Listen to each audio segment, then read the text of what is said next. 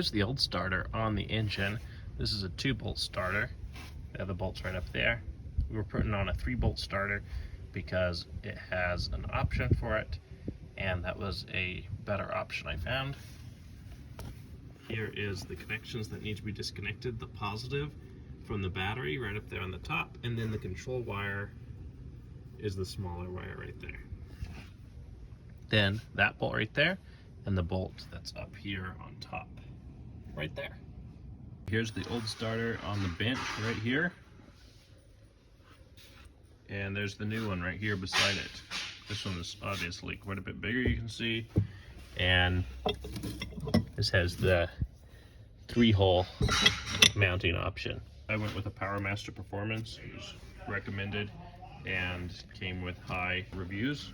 So that's what we're gonna put back on there. These are the bolts that came with it to bolt it up.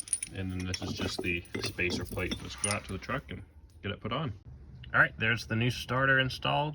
You can see the positive terminal and the switch terminal is on the bottom side of the starter this time.